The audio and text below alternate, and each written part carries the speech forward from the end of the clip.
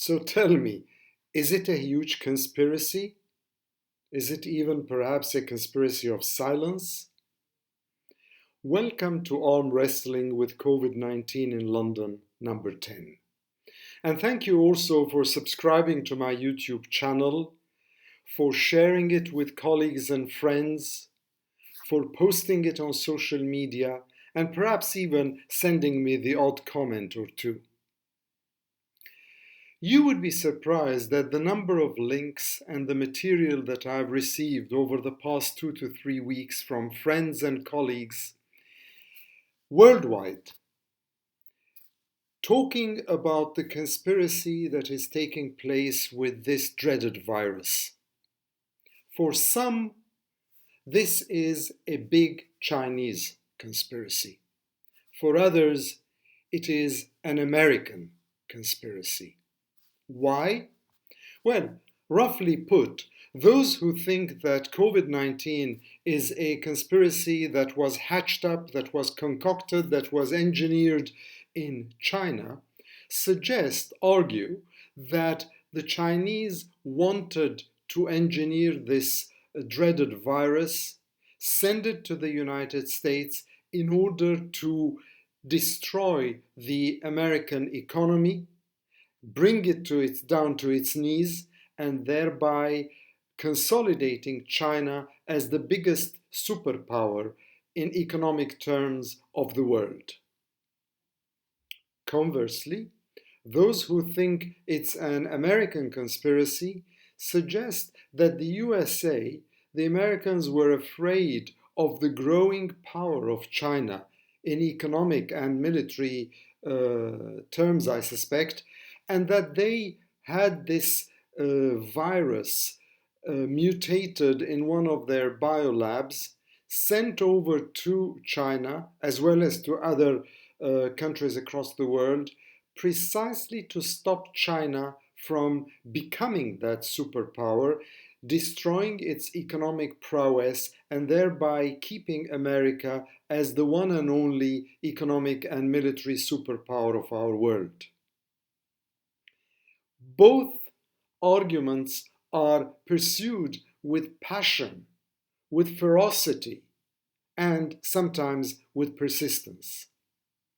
Now, some of you know that I'm Armenian and that I originally hailed from Jordan.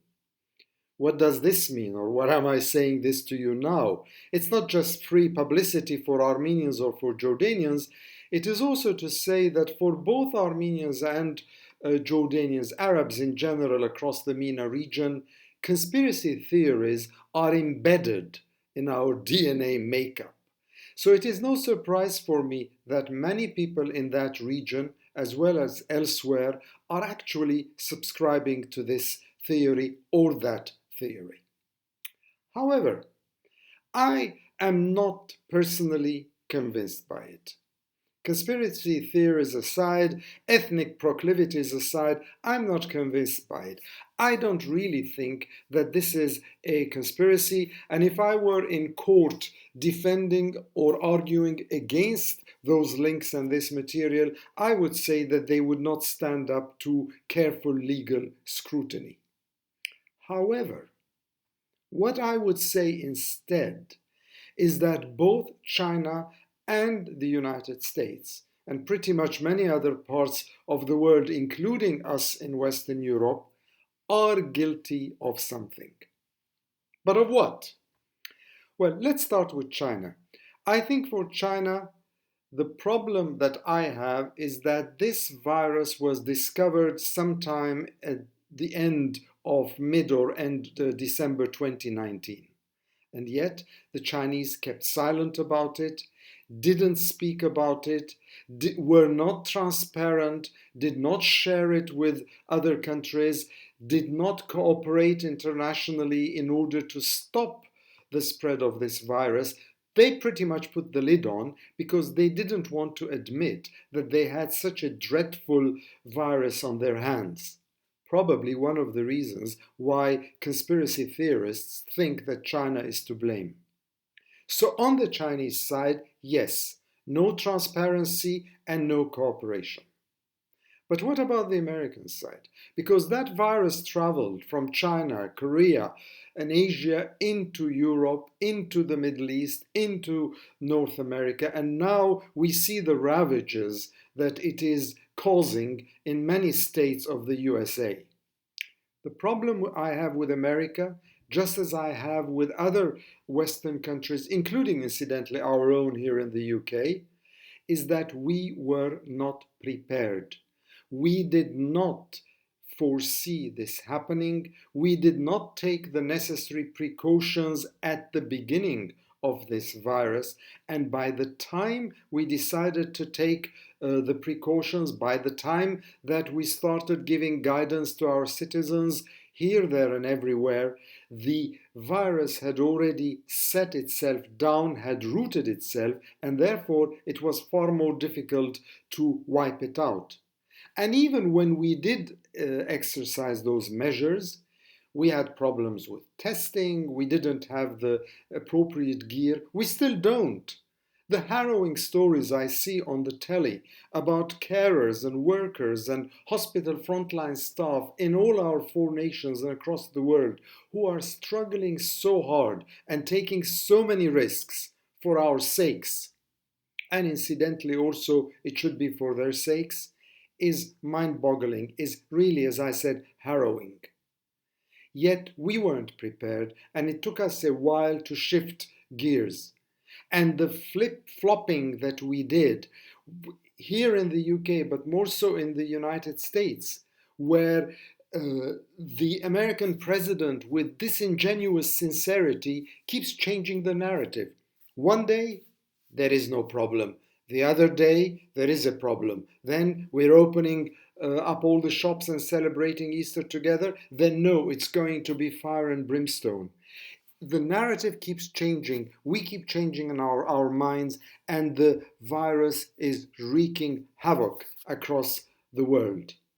So please forgive me, and you might disagree with me, as is entirely your right to do so, that this is not, in my opinion, a conspiracy. It is basically a question of either hiding the facts or alternatively a lack of being prepared or preparedness across many, many countries. So basically the blame game has started. If you look at the United States, the states' governors are desperately trying to stop the virus. They are pouring money to buy masks, to get the PPE gear, to do whatever they can, and the federal government almost looks like a spectator. In other countries, even here in the UK, we're also not totally above board. I was very struck, I was even moved by Emily Maitlis on BBC Newsnight a couple of nights ago when she basically said two things. She said that strength and fortitude are not all that this pandemic is about. Because we keep hearing about our Prime Minister has the strength and fortitude to overcome this virus. It's not only about strength and fortitude, nor, as Emily Maitlis reminded us, is this virus the great leveler, making everybody equal. Yes, everybody might get this virus, the rich and the poor, the old and the young, those in the north of the country or in the south of the country. However, we know from experience, let's not kid ourselves, that we are very unequal in our equality across this world. So, I applaud Emily Maitlis for coming out saying it as it is, just as I applaud and support the likes of the World Health Organization, the WHO, and the Secretary General of the UN, Guterres, who basically are reminding us, desperately reminding us, that whether we are in the Middle East, North Africa, in the Gulf, in Africa, in Scandinavia, in Western Europe, Eastern Europe, in North America, this is not something that we can deal with just on our own. This is a global pandemic. This is why the WHO described it as a pandemic and did not stop at epidemic. And therefore, global pandemics require global concerted efforts.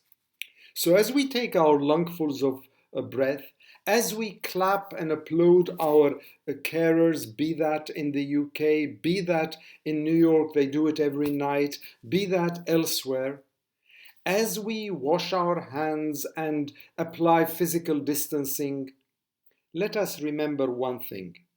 Whether we like it or not, we are connected. And the sooner we learn that, the sooner we might have stand a chance to defeat this dreadful virus. I wish you all a happy, blessed Easter, whatever it is you do, whether you follow the Paschal services and masses on your television or on your screen, whether you just go around hunting for colored eggs, whether you have games with your kids and children or with your grandparents for that matter. I wish you a blessed Easter, but remember, we are interconnected. If you all rush out to those parks, you and your families, just like I and my family and friends, will be affected. So a little bit of discretion and a little bit of responsibility go a long way. Thank you.